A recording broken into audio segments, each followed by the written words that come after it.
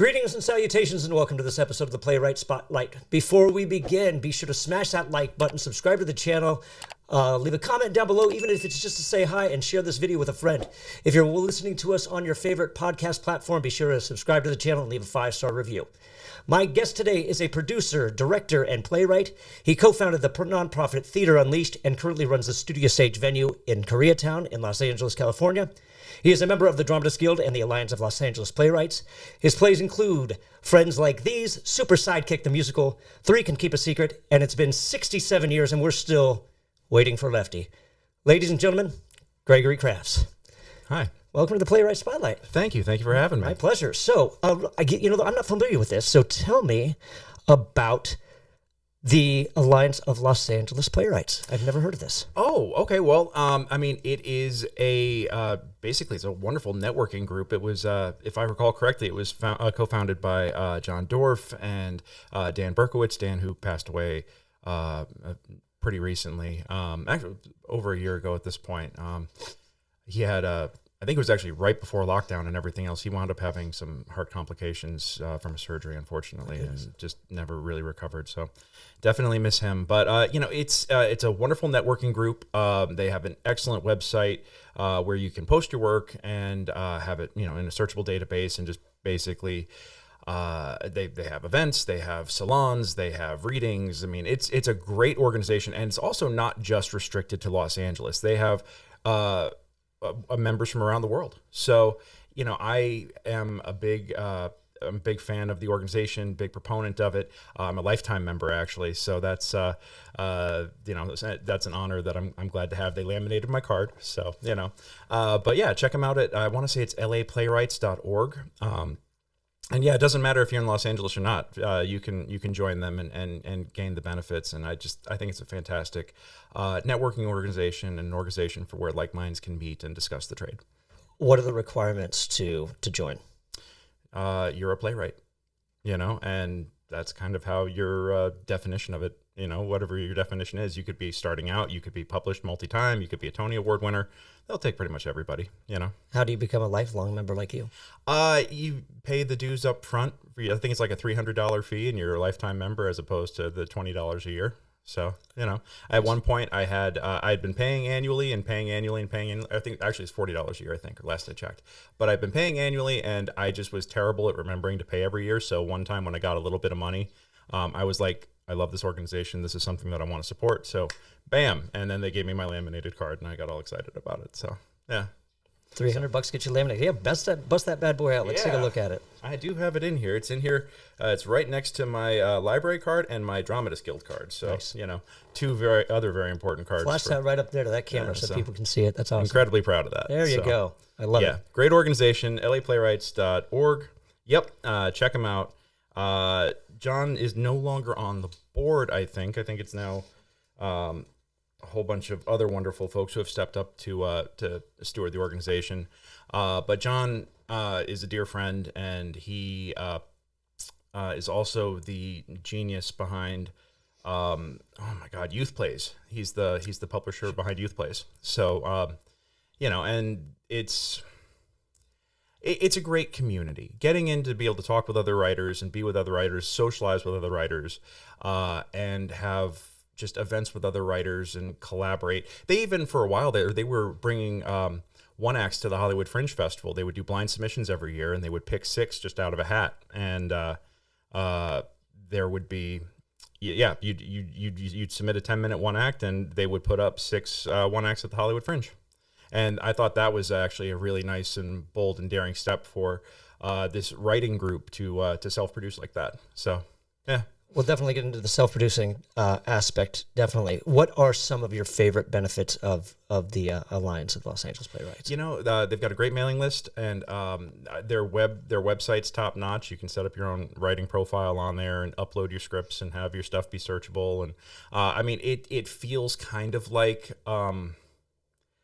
oh my God, I'm blanking on the name right now. And of course, it's when I'm on camera that I'm suddenly drawing a big blank. What's the big database? New Plays. That's what I was just going to ask. How is it different from the New Play Exchange? New Play Exchange. It's similar, but it's much more like, okay, this is for our members only. And then they've got databases of companies and other artists and stuff like that. That's, like accessible for the members. And, honestly, I feel like that the biggest benefit they have is the in-person events. They would do a lot of writing jams, get together at a coffee shop and just, dive into our screens and sip coffee and ignore each other while writing brilliance. I mean, I did a bunch of those, and they would always pick like little, local shops. I discovered my theater studio stage is in Koreatown, and I discovered a whole bunch of coffee shops right around my theater, not because I was out in the neighborhood, because, I'm trying to be invested in my local business, but network, because normally when I'm down at the theater and I'm hanging from the light grid or something, or trying to fix something that's blown up, or, producing or running a rehearsal, or just opening the doors for whoever's got a convincing looking IOU. But no, it was going out to the LA Playwrights events that I discovered a lot of coffee shops, because that's where they would do these writing jams. So, yeah. Do they cringe when you guys walk in when there's like 15? Oh gosh, not at all, people because we back. sit quietly. I think the main thing that we ask for is a couple of espressos and where's the power outlet, I mean, and other than that, we're all pretty low maintenance. We all like to sit and we'll socialize 10, 15 minutes, and then we'll just dive on in for an hour or two, and people can come and go as they please. And yeah, I've done some of my best writing during those groups. There's just something about being present, or being in the presence of fellow creatives exercising and flexing that creative muscle, that is just inspiring. Sure. And it really just gets the gears going, gets the creative juices flowing. And I mean, sometimes writers aren't always the most sociable bunch. So, like we like being around people. We like observing people. We certainly love observing people. I mean, back when I was, I wrote a whole script inspired by passengers from my Uber driving days. It's called Three Can Keep a Secret. Actually, as a neo-noir, you would appreciate that, I think. Okay. So it's a choose your own adventure. The audience actually makes key decision points, kind of like Sheer Madness, where the audience makes some choices that influence the story. But it does have that neo-noir feel of like mafia, contract killers, and a unfaithful wife, and and like a whole bunch of other like crazy stuff happening. And yeah, like the whole bunch of bodies drop at the end of the show. It's like, yeah. So explain to me how this concept works, because if it's choose your own adventure, if you will. Yeah.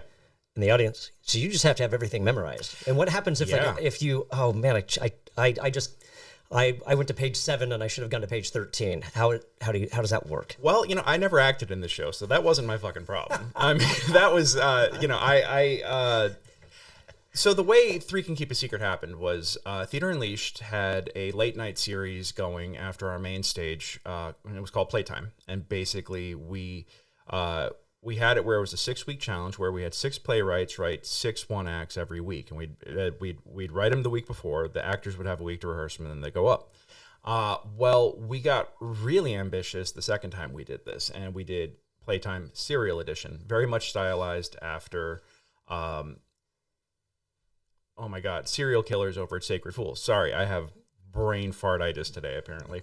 But yeah, Serial Killers over at Sacred Fools, except we didn't do the theater Battle Dome thing where they have, 5 plays enter, 3 plays leave kind of thing. We had, but we had 6 serialized stories continuing every week.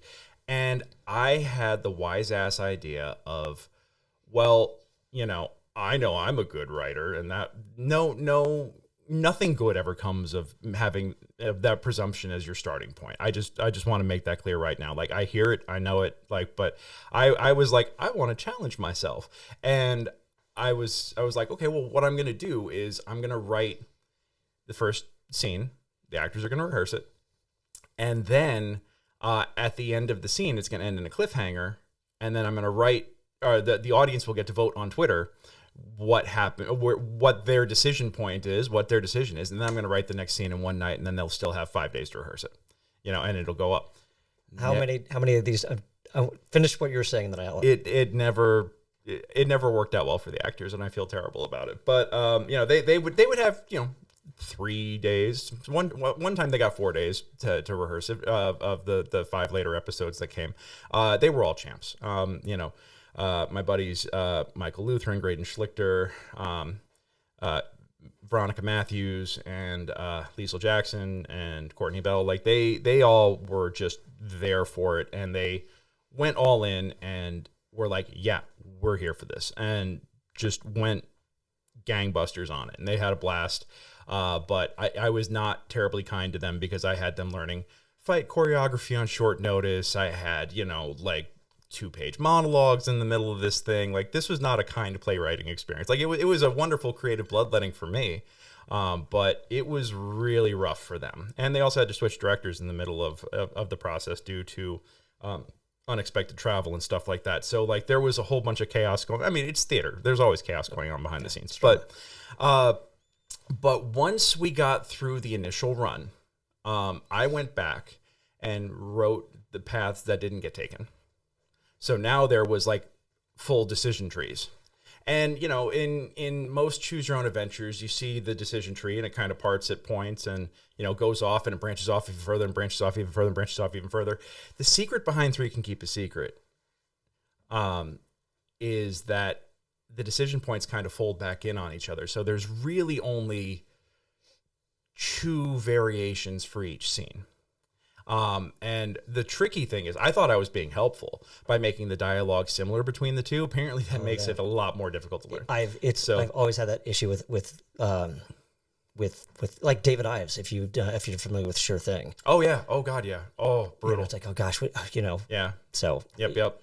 Yeah. So I thought I was being helpful, but no. I did bring it to the Hollywood Fringe in 2018, went up at Studio Stage, and we had most of the original cast from the late night run came and did the Fringe run, and that was one where the audience truly voted in real time, and they had to go on the fly and go, okay, which way am I going? Which way am I going? And, for the most part, everybody really nailed it. There was a couple of folks who had trouble keeping up with the switches and lines, but ultimately they all knew the story well enough that if somebody dropped a line or screwed up, it was important to get the data out, get the plot points out, and get the decision points out. The other thing I realized was when we were doing it in real time, I was like, oh, the language in this really is weighted so the audience is going to pick like one particular plot line over the other, to the point where, and I won't admit to which performance this was, but the actors pulled a little coup, and no matter what the audience voted for, they did the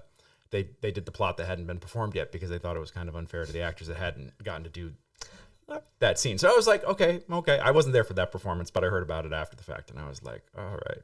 But I did go back and rebalance it, and then do. It has 3 different endings. And the ending is the only time you actually have 3 options on a choice. Everything else is just binary, like upstairs, downstairs, or answer the phone or don't answer the phone, or And then the last one is, do you kill this character? Do you kill this character, or do you kill nobody? And the trick with do you kill nobody is everybody dies. So, because it's what's the old saying is that you can't sit pick one side or the other because the devil owns the fence. That's not the saying, but it's akin to that. Like your inaction is going to cause the biggest disaster of all, is really what I was going for. How many overall scenes did you wind up writing when you were going through when you were going through the original process before you decided to write all the options that weren't taken? I wrote one complete run through, and that was 6 total scenes. Okay. And then I did 5 additional scenes for the Fringe run that made it true binary across the board, and for all the decision points, because you had the one starter scene, you don't have a decision there. Your decision is coming to see the show, and which was the best decision. And then you had 5 decision points throughout, and then now the new draft, the final draft, has only had a reading. It was a virtual reading at the top of the pandemic, because my friends and I, we were all looking for something to do, so we did a reading of the revisions, and it hasn't actually been performed with the new endings. So I wrote one additional. I threw out the old ending scene, which really wasn't much of an ending. I had been kind of stuck with inspiration, so the ending kind of was like a bit of a womp womp at the end, and it was a bit of a letdown, and I was very unhappy with it during Fringe, and then went back afterwards and finally got inspired and did the work and wrote 3 individual monologues for the that are like epilogues that describe what happened. And there's one good ending that's like the happiest that you can get out of it, and there are 2 terrible endings where it's pain and misery and everybody dies. So I'm very proud of it. I'm very excited for it. I really want to start shopping it around now that everything's coming back and see if people want to do it. I know that I had a couple of people drop into that Zoom call back when we did the reading at the top of the pandemic, and I'm probably going to email them and be like, hey, so what's up? And it runs about 60, 70 minutes. So it's it could be a really intense main stage, or it could be a really great late night piece done kind of stripped down, so. What path did you take? When did you start playwriting? Is that something you studied, or did you? I didn't. The funny thing is for me, playwriting. I graduated from Emerson College in 2003 with a bachelor's in theater studies, where I studied acting and lighting design. And while I consider myself an actor first and foremost, and I have, a lot of credits and a lot of experience and stuff like that, I'm still, 18 years out here, 19 years out here in August this year. I still haven't gotten my first co-star, and I've been trying to really, break into TV. I took a very long detour through corporate America after the economic crash in 2008. That was supposed to be like a year off, and I'd come back to it, and it really turned into like a 8-year, 9-year slog through trying to make a living. But during that time, I focused a lot on Theater Unleashed and the nonprofit scene. I helped co-found the Theater Producers of Southern California, and which is a trade association representing producers, sort of like a union for producers. It's the management side of the labor management relationship. So, and then I'm also, a card-carrying member of Equity SAG, and so I have 3 union cards and a trade association card. It's like a little weird. I digress. I came out here to be an actor. And when I first moved out here, I actually said, I'm not going to do theater. Not going to do theater. Don't want to do it. I'm out here to do TV and film, and that's my focus. And I actually had a couple of roles in a couple indie films and did a bunch of little shorts and stuff like that. And I had my, like reenactment TV spot. I was an INS agent for Untold Stories of the ER one day, and I was featured background in oh God, what's Sean William Scott, Paul Rudd, the LARPer movie, Big Brother? No, not Big Brother. Oh gosh, yes. But yeah, something Guardian. No, well, I think that Guardian? that was the working title, but it was it's got Christopher Mintz-Plasse, and it was but yeah, I did like 7 days of LARP background on that, which is funny because that was my big high school geek out. I was a D&D player and a LARPer. So storytelling's always been in my bones, like ever since I was little. But I wanted to take a playwriting class at Emerson, and I had world drama, which was taught by the playwriting professor, and it was just history of drama, and it was like the basics that you needed to do to get into the further dramaturgy and drama classes, and I was like, cool. So I walked up to the professor one day after class and was like, hey, I'm interested in taking your playwriting class next semester. Would really love to chat with you about that because I'd love to take a look at writing. And he looked at me and he laughed in my face and was like, yeah, sure, whatever. And I was devastated. I had never really written. I'd written like bad angsty poetry as a kid and stuff like that. But who of us hasn't? Who of us hasn't? I mean, a Catholic school education. So I had like the little goth boy inside of me trying to rage against the Catholic machine. And I, was like, great. I guess writing's not for me. So at that point, I didn't have the self-confidence to be like, fuck you, dude. I didn't. So you didn't wind up getting it? You didn't do it? Didn't do it at Emerson. Wow. I also had an acting professor that told me that I needed to pick a new career. But that was, and that, at that point, I had enough of a backbone to go, fuck off. Yeah. And, I mean, now, like 20 years later, I hope that she, she'll never know this, but I did get Best Actor award for my portrayal of Lenny in Of Mice and Men. Nice. So it's like, really like low stakes stuff here. Right. I mean, I'm not out for an Emmy or an Academy Award yet, but knock on wood, maybe one day.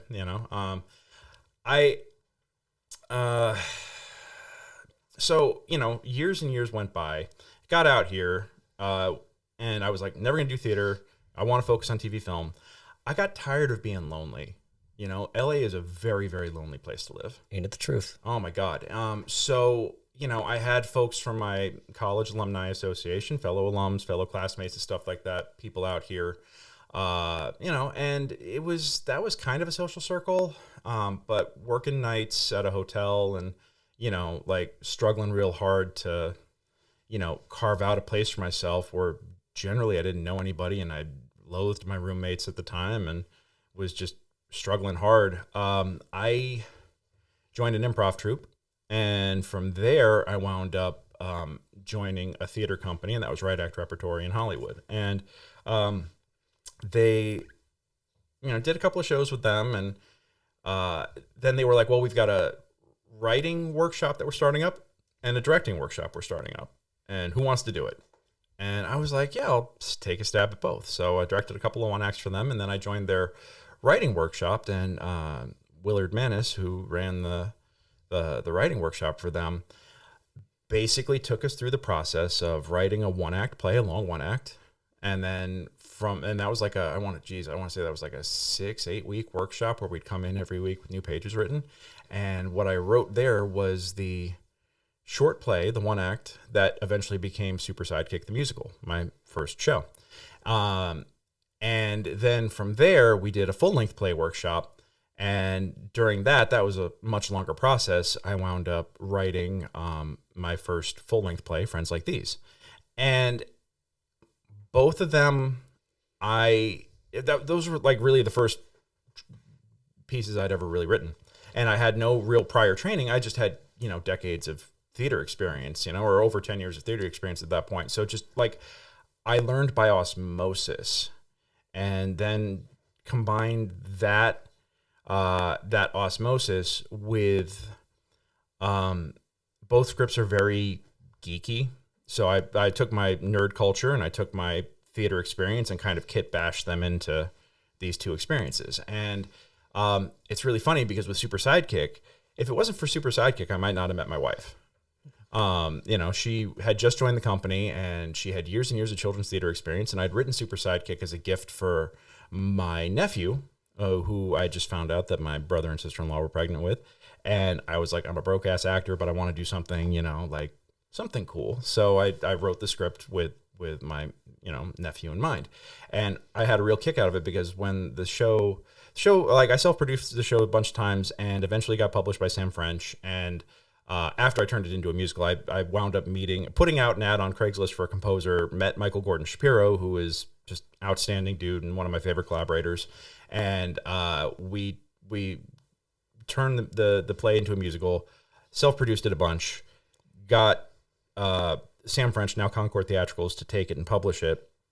And it went up in Kansas a few years ago at, I'm blanking on the name of the theater that went up at, but it went up at a major regional theater in Kansas. And my wife and I flew out to see it there, and my parents and my brother and sister-in-law and all their kids, they have 4 kids, all came out and saw it there as well. So the whole family got to see it. And that was a real treat. That was like a real fantastic experience. And now that show still goes up randomly at least once a year. I'll see somebody take it. It's going to go up in Ocean City, New Jersey this summer. It went up in Minneapolis last year.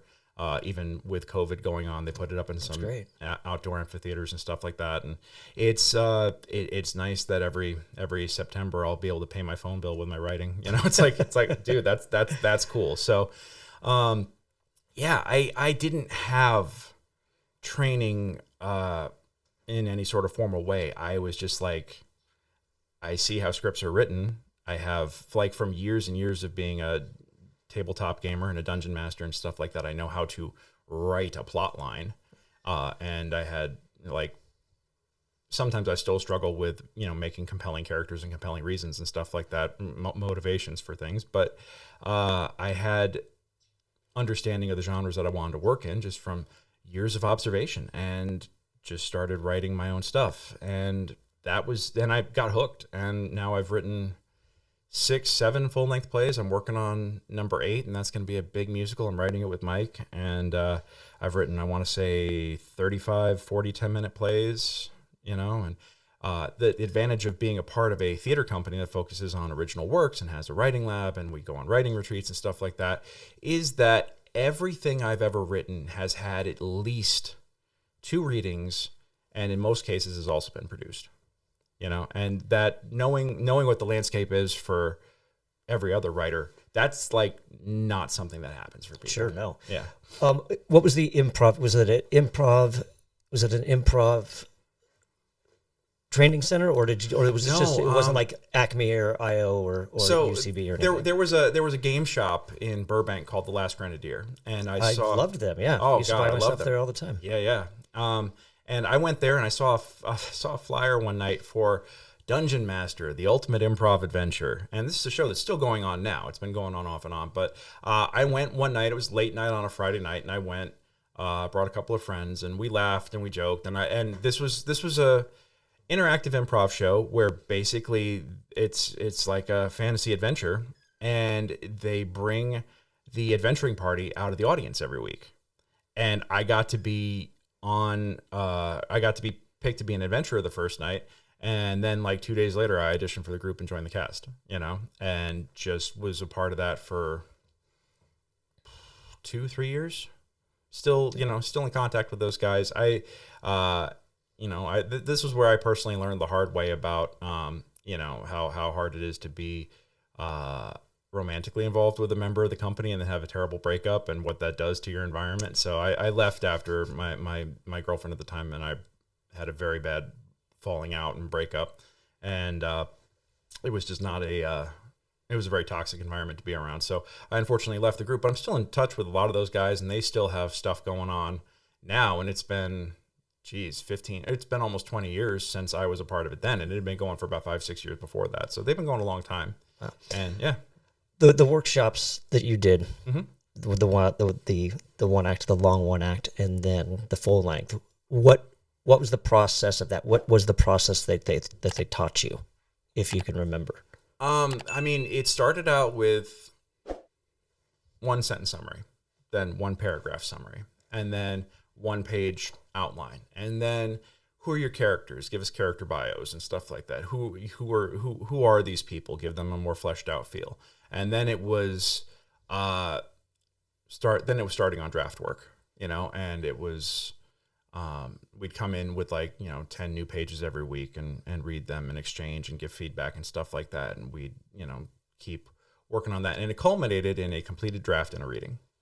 The funny thing is that these days I feel like I have most of that work done in my head, and this is a bad habit that I'm in. I really would behoove me to go back to being like, no, write it all out so you have the reference, because sometimes you'll wake up and you'll just remember things differently.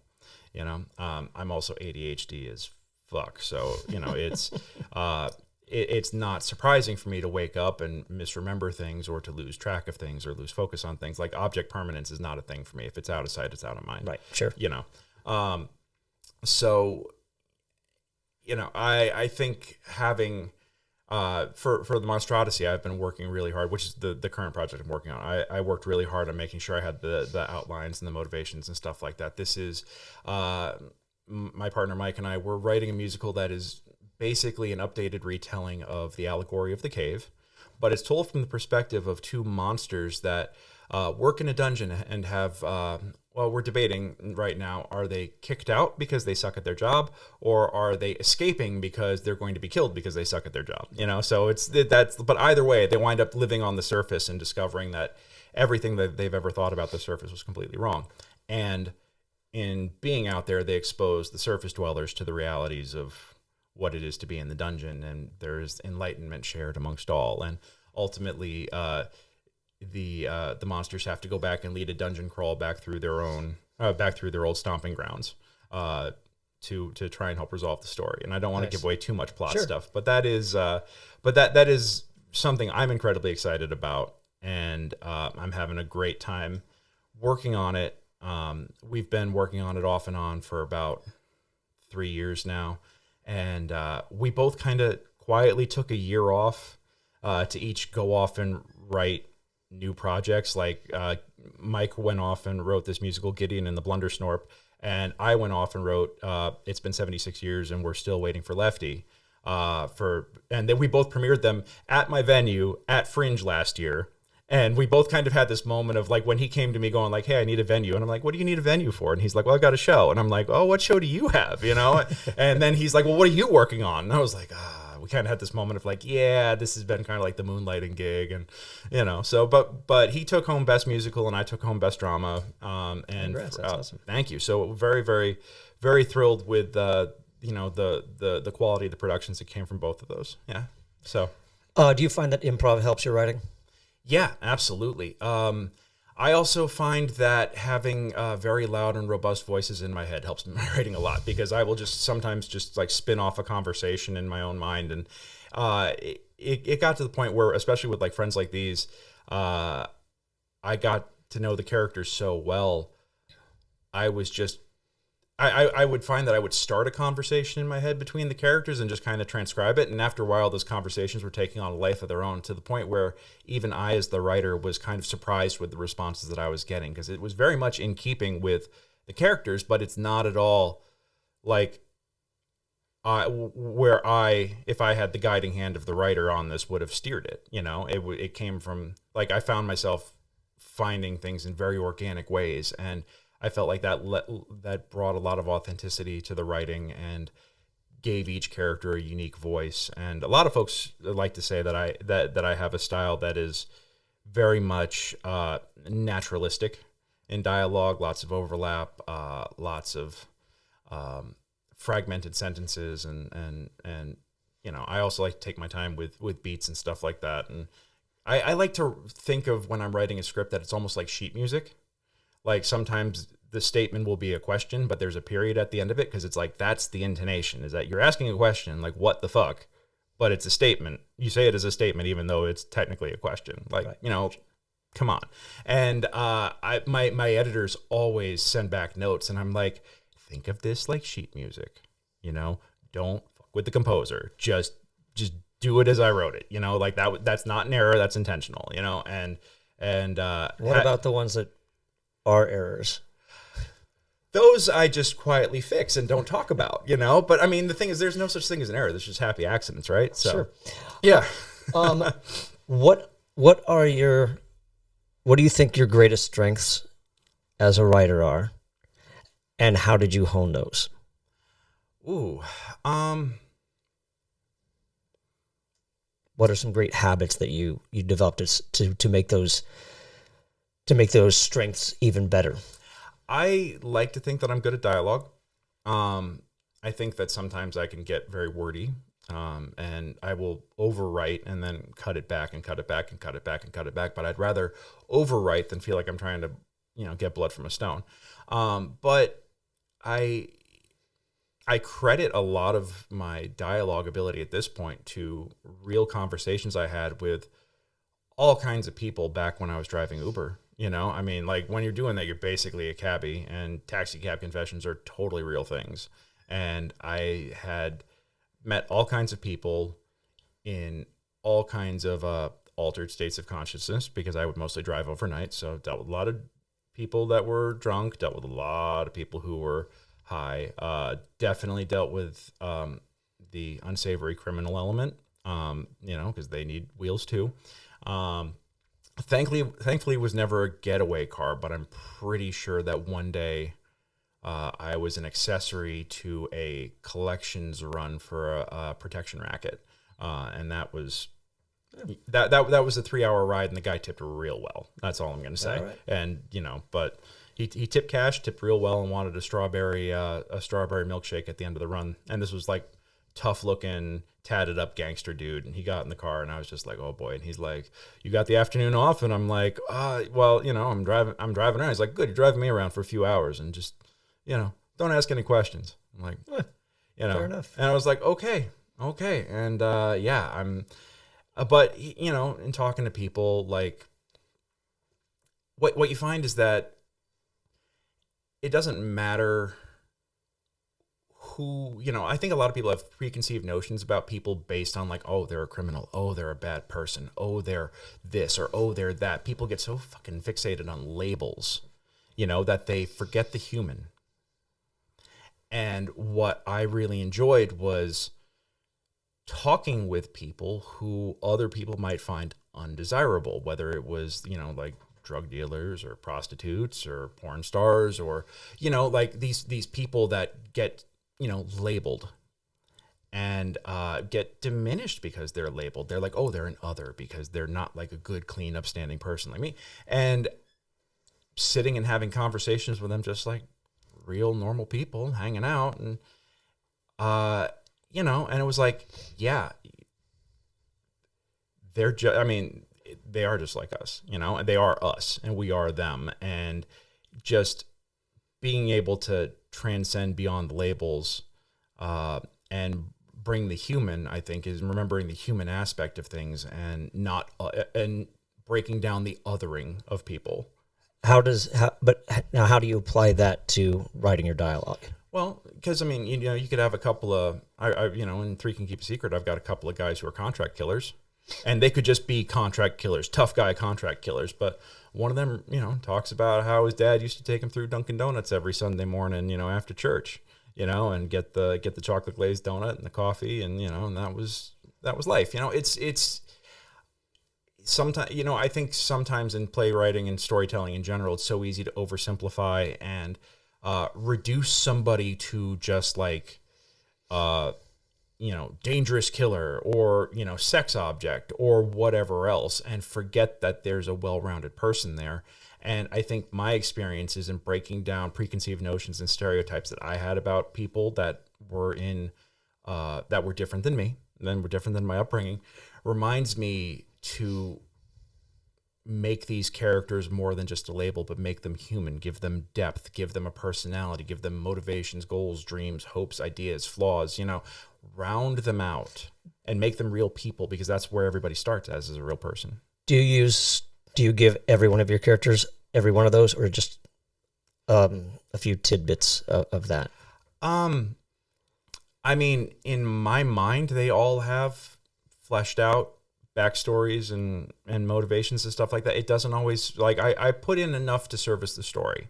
I don't want every character, like there's a bit in Christopher Durang where Wanda's Visit, where there's a waiter, and the waiter literally at one point towards the end of it stops the show and talks about his life and his motivation and working in the restaurant, and oh my God, watching this person nearly choked to death on a chicken bone and how it changed his life and everything else. You don't, and it's a comic bit because he's literally slamming the brakes on the story, making it all about himself for a moment and then moving on. Like it's almost what I'm talking about, but to a parody degree. I want to include enough to service the story, but not put in so much that it derails the story. Like I've got... Can you give an example of that? Okay, well, in Tattered Capes, I have... Tattered Capes is the story of a married couple who, they're both superheroes. One of them is a street-level Spider-Man kind of hero, and the other is like Dark Phoenix level galaxy brain superhero. And, the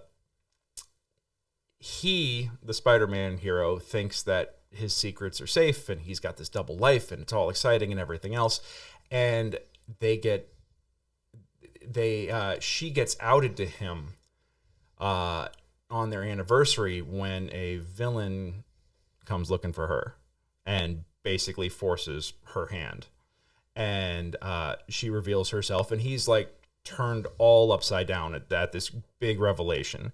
And she's a member of a team, and it was killing me because while I was writing this is when The Boys first came out, and everybody was like, oh my God, you're writing a superhero show. Have you seen The Boys? And I'm like, no, I'm not watching The Boys. I still haven't seen The Boys because I still want to eventually go back and do rewrites on this, and I don't want to be influenced. Right. I don't want to be like, unknown, although I watch everything MCU, like, but everybody was like, oh my God, your concept's just like The Boys. I'm like, great, I'm going to avoid that for now.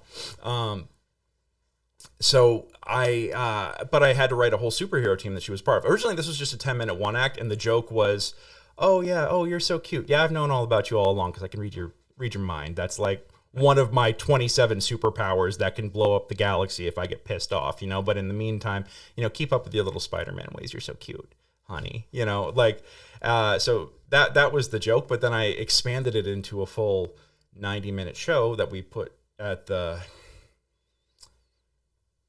actually, I think Three Can Keep a Secret was 2017. This was 2018. Because this was the first time that we actually won a Freak Award, which is the audience vote awards. We took it for best in dance and physical theater because this was my concept was an MCU movie on a $0 budget, and we had ballet, we had martial arts, we had dance, we had all kinds of movement and stuff in there, and a superhero fight for the ages at the climax of the show. And was just really impressed with it. But I had to flesh out this. I'm digressing so bad. Like I said, ADHD as hell. But my point was that she has this star child, the hero in question, is a member of a team. And originally I'd called them the Justice Squad when it was just a joke and like a throwaway line. But then when I did the whole show, it was like, oh, okay, now I need to expand this. And I think I called them the 5. And then I found out that the boys, it's like the 7 or the 9 or something. And I was just like, God damn it, But I had to flesh out those other characters, the other members of the team, because they all become supporting roles. And the whole show is a metaphor for toxic masculinity and toxic relationships. And why do we keep going back to terrible relationships? There's a lot to it, but one of the heroes is who's going through an identity crisis because every time he picks a new superhero name, he gets served a cease and desist because it's already somebody else's.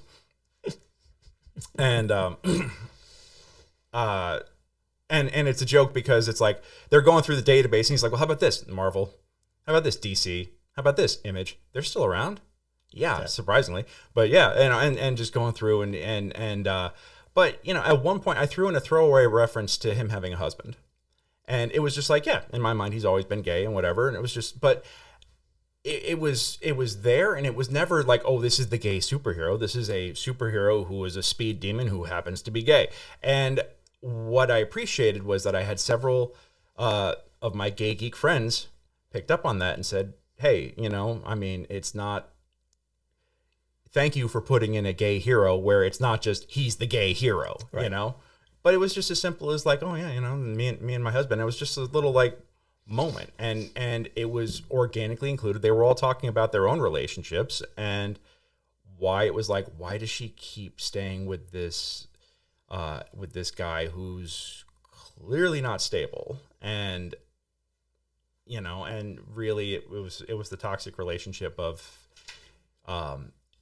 he's incredibly jealous that, the secrets that he thought that he had that made him all special and everything turned out to be nothing. And he's insecure because she's more powerful and she's got all these allies and everything else. He tries to join the team and winds up going complete supervillain in the process. Like he gets just driven mad with impotent rage and winds up, going full blown villain. And it, it's a show that was not perfect in its execution, but I do want to go back and take another crack at it and really kind of like hone that in and hammer that in. People I think understand the arc, but I've got to figure out a way to make my villain more relatable and make the relationship more believable right off the top, because I wrote this that so late stage that there is just like this element of toxicity right off the bat. They're like, why is she even with him to begin with? Sure. And that was a big stumbling block. But this is also very much based on my own relationship history and toxicity and stuff involved in that, codependency and things that I've, learned from and evolved from, and, Right. Yeah. So what in your mind makes good dialogue? Natural feel. Like being able to make the craziest stuff sound just like natural and not, you could tell when somebody's trying too hard and they're trying really hard to get that natural flow and the natural feel and that there's a false rhythm to it. I think that natural dialogue is you could hear this conversation. You're hearing this conversation, and they could be talking about anything, but you could believe it being had at a bar or around a dinner table, you know, or just like you could imagine this conversation happening in real life, even if the stakes are something completely unbelievable. You know, I think that to me is what makes good dialogue, is that it's making insane concepts relatable. Okay. Let me ask you this first. Okay. Since we talked about strengths, what are some of your weaknesses, and how are you? Do you recognize them at the moment, and then what are you doing to work on them? You know, it's funny. One of the main things that we're having a problem with the Monstrosity right now is my playwright, or my composer, Mike, keeps telling me that he's like, your stakes aren't high enough for a musical. Your stakes aren't high enough. Your stakes aren't high enough. They're fine for a play, but not for a musical. And I'm like, what the fuck's the difference? Like, I'm writing a libretto here. And he's like, you don't understand. With the musical, the stakes have got to be so high that someone is willing to burst out into song because they can't contain their emotion over this anymore. And that it needs to be that they just cannot hold this back any longer, and that it's just so overflowing. And he's like, and your stakes aren't there yet. Michelle Pfeiffer in Grease too. Come on. Oh, right. Cool writer. Oh know? My God. Seriously. Yeah. No. And so I look at my stories and I go, where can I tune that up? Where can I amp this up? And that is a struggle for me, I think, is finding once I have like a plot line in my mind, it's harder for me to break out of it. Like, cause I know the story that I want to tell. And in a collaborative process, like with our musicals, the funny thing is with Super Sidekick, I had already written the play. Right. And I'd submitted it around to publishers, and I'd had readings and stuff like that. And every publisher wrote back and said, it's good, it's missing something. And it was funny because, as I mentioned, I met my wife during this process. She wanted to be a part of the reading, not because it was like, oh, this is a cute little children's play. She had years and years of children's theater experience, and she's like, great, that's my end. But she's like, well, I kind of think the Playwright's cute, and I kind of want to get to know him. And It's always a bonus. Yeah, I was like, cool. You know, I had no idea at the time, but I had thought that she was attractive too. So when I get this email saying, hey, I want to be a part of the reading, I got years of children's theater experience, I was like, oh, fantastic. And then I put two and two together and realized that that email belonged to the really pretty face that I'd seen, and I was just like, dude, you know, great. And we kind of had like an instant connection. And after the reading, she wrote me back going like, hey, thank you so much for that. That was really great. I had a great time with it. I think that this would do really well as a musical, though. And I was like, oh, okay. I have no idea on how to go about doing that. So I'm going to put that off to the side. And like I said, I shopped it around. Got a few rejection letters from publishers, and they were all like, it's missing something. And finally, like 2-3 years later, I was like, fuck, I'm going to turn this into a musical. I don't know how I'm going to do it, but I'm going to do that. And so I put out an ad on Craigslist of all places for like, hey, I need a composer and a lyricist because I don't know what the hell I'm doing. And I'd gotten like 5 responses. I scheduled 3 meetings. After the first meeting, which was had at the Denny's about 2 blocks from here, I canceled the rest of them and was like, this is my guy. Nice. Because we got talking about D&D, and I was like, oh, he speaks my language. He understands what's up. I need to look no further. And as a result, not only has Mike become one of my best collaborators, but one of my best friends. And, you know, we've been working, helping each other out with projects for, that was 2007, I want to say that happened. So 15 years now. And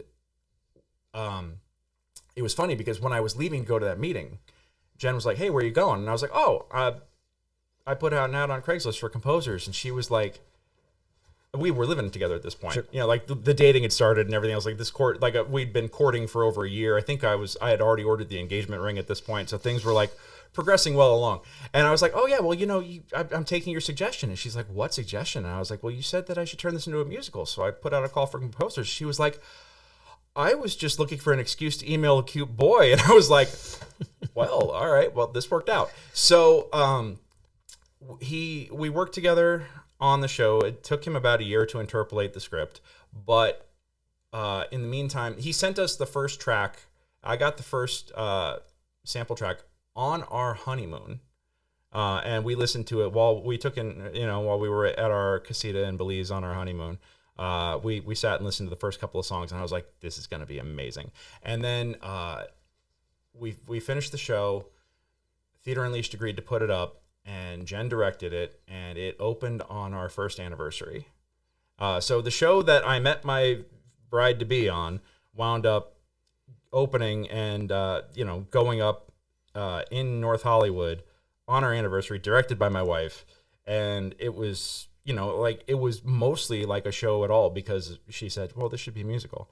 And so just like serendipity. Sometimes you just got to follow where things go and just follow through on stuff. And it's just amazing where it'll take you.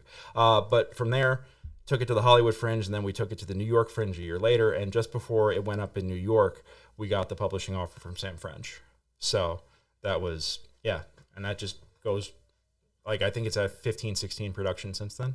So, nice. Yeah. Tell me about did they reach out to you, or had you resubmitted it with the musical? The funny thing is that Mike submitted it to them. I had been talking to Stage Rights, which is a company based around here. I've been trying to get Friends Like These published, which is my full-length drama, and I'd gotten a lot of critical success with that. That was our first production with Theater Unleashed that had gotten a go from LA Weekly. It did really well at the Hollywood Fringe in 2010. The first Hollywood Fringe, it did really, really well when we brought it back in 2014. We also took it to San Diego. We took it to the New York Fringe in 2010, and it got great reviews out there. And that was like the show that I was really trying to get going. And I was talking to Stage Rights about publishing that, and they said, well, if you give us Super Sidekick, we'll publish both of them. And I was like, oh, okay. So I took that offer to Mike. And at that point, Mike was like, well, I kind of sent it over to Sam French. So can we wait a little bit? And I was like, well, they want to give me a publishing contract now. Like, you're asking me to hold off. And he's like, can I just make a couple of phone calls? And I was like, okay, fine. Like, I've got until the end of the week. Let me know by Wednesday. Tuesday afternoon, we had a contract offer in my inbox. And like it popped up in my email, and then suddenly my phone just starts exploding with people, with Mike calling me, and like it was insanity. So naturally we went with Sam French on that. And then eventually Stage Rights did take Friends Like These and publish it as well. So that was, that was a couple of years later I got that. But it was, I had like a whole path planned out that didn't necessarily have it involved, and Mike took it upon himself to be like, no, I know where we can get this. And I was like, cool, so sometimes you just got to trust your collaborators, And this was back when Sam French was actually around. Yeah, before Concord came in and took them over and is doing their thing now, kind of like buying up everybody and their brother. So, I'm still kind of confused, because I know that all the brick and mortar shut down. And then when I had gone to look, I was going to, I think for this, because I wanted to, bring some of these publishers on on the podcast and talk about publishing, and a few things that I want to inquire about. And then I'm like, where did Sam French go?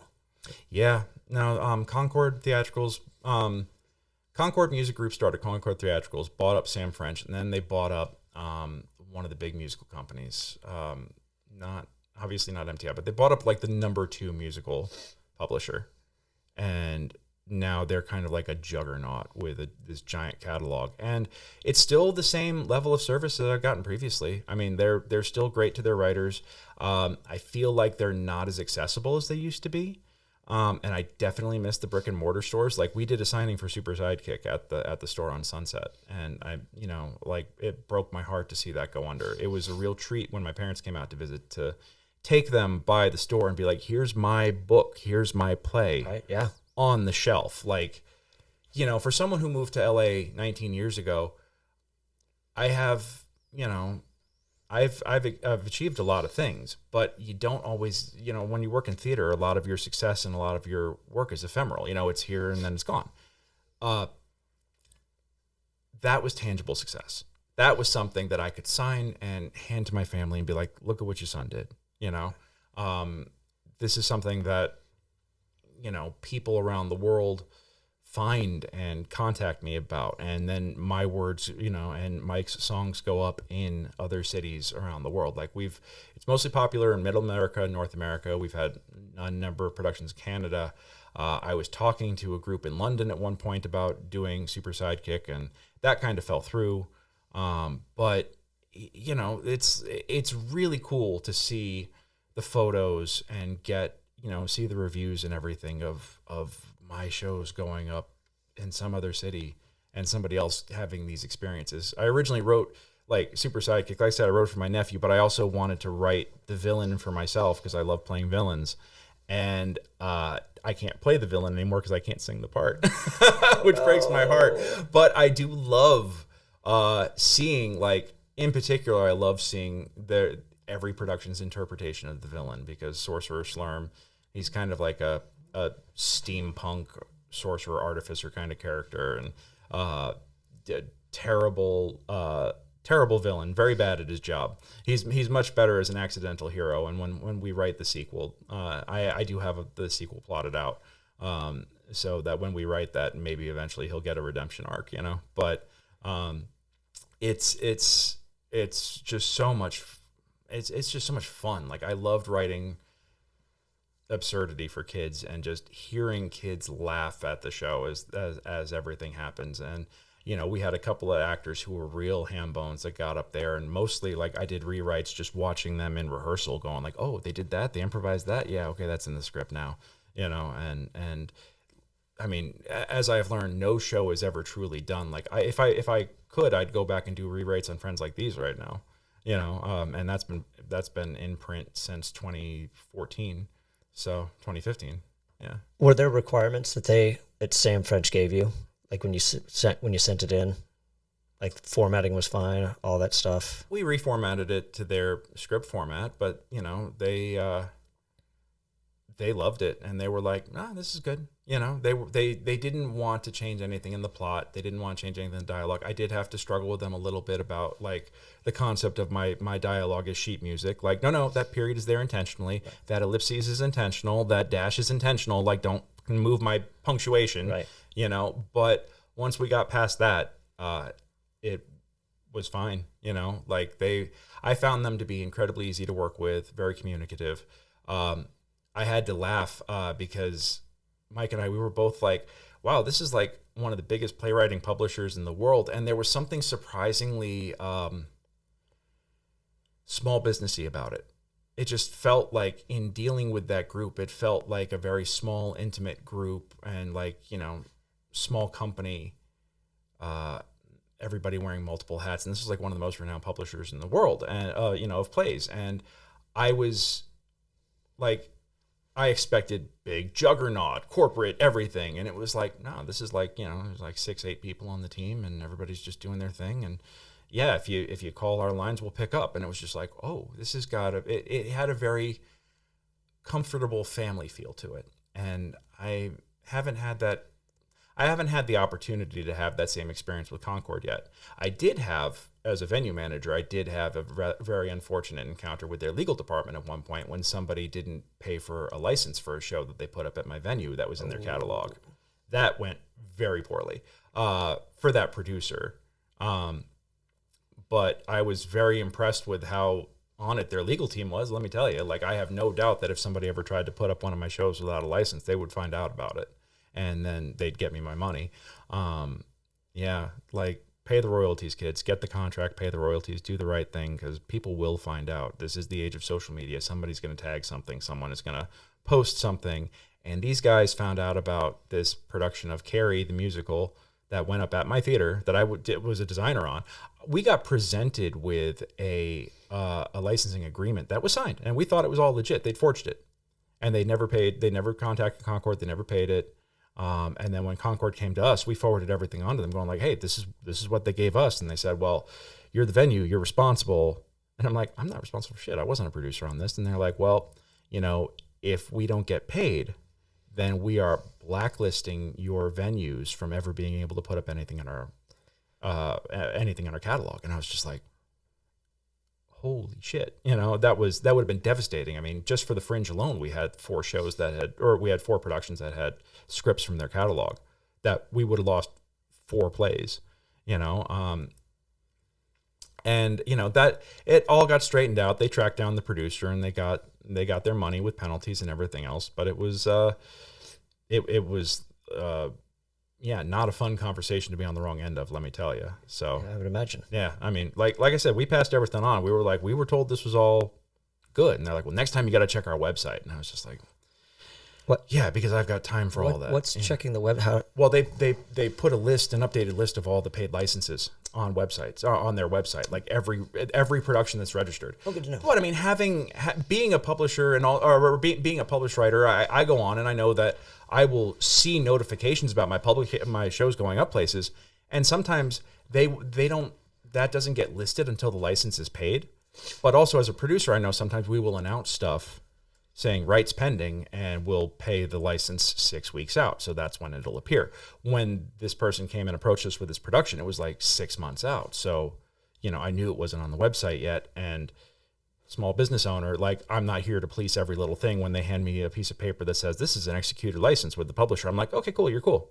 It was on me. I mean, I should have checked. But that was not exactly like my highest priority. And I took it in good faith that this producer whom I'd worked with previously and had a good working relationship with, obviously that's all gone now. I had every reason to trust them. And found out the hard way that was not, sometimes people will surprise you, and it's a real shame. You guys get submissions as well. You guys take submissions. So what are... Coming from a playwriting aspect, and since you're a producer as well, when you're getting these submissions, what are some of the things what makes you turn something down? What are some common errors or bad habits, or what are some things you wish that playwrights should know that you might see? Is how do you not know this? Or okay, well, right now, I would say get to know who it is that you're submitting to. Especially if you're just doing a blind submission. I mean, there have been times where we would put out calls in the various playwriting groups and on the listservs and stuff like that, and we would have a deluge of submissions where we would have literally hundreds of scripts sent to us so fast, within 24 hours we'd be turning the tap off, going like, no, we're closing opportunities. We'll never be able to read all these. When writers complain that we never hear back, you got to imagine that every company is getting hundreds, if not thousands, of submissions. They just don't have the time, or if they're asking for feedback, it's like, dude, I'm not a dramaturg. Hire a fucking dramaturg. I'm not here to do dramaturgy for you on your play that you submitted to me for my opportunity that I published or that I put out there. I think the thing is that writers, and I see this as from a writer as well, it is hard shooting your stuff off into the void constantly and not getting any response back. But when you're dealing with hundreds or thousands of submissions, there's no way, it's a full-time job and then some to be able to get back to everybody. So don't take it personally if you don't hear back. I mean, it's just like, well, welcome to being an actor. Every time I submit on a role, I'm typically one of hundreds, if not thousands, of actors. So if I don't hear back after I do my self-tape, didn't get it. Sorry. Right. Tough luck, Charlie, move on. That's it. I think that it's unrealistic to expect an individualized response. And if you get a canned response, at least you got that, But, I mean, right now, theaterunleashed.org, unfortunately, is down. The company's on a bit of a hiatus right now. We do have plans to come back for next year. We do have a show coming up at the Fringe this year, and we're kind of directing all of our web traffic towards the Hollywood Fringe site right now because our web hosting company sucks. We got infected with malware, and they said that they wouldn't help me fix anything unless I paid to upgrade to the next tier of service. And I'm just like, screw that. So I'm in the middle of hauling everything off to a new hosting company. So our website's down right now. But when our website is up, we have a mission statement. We have a blog that we're very active on, talking about what the company's doing, what kind of works we're focusing on. We have a full production history of everything that we've ever done. I go into detail. We also had the last iteration of the site also had a painstakingly constructed profile of every member that was searchable by union affiliation, by hair color, by eye color, by it was mostly for casting directors. But you could get in there and you could see how many people of color we had in the company, how many transgender performers we had in the company, how many non-binary, how many, break it down however you want. You could see who was in this company, their age range, their everything. And as most companies, ours was overwhelmingly white and female, but we did have some diversity. But,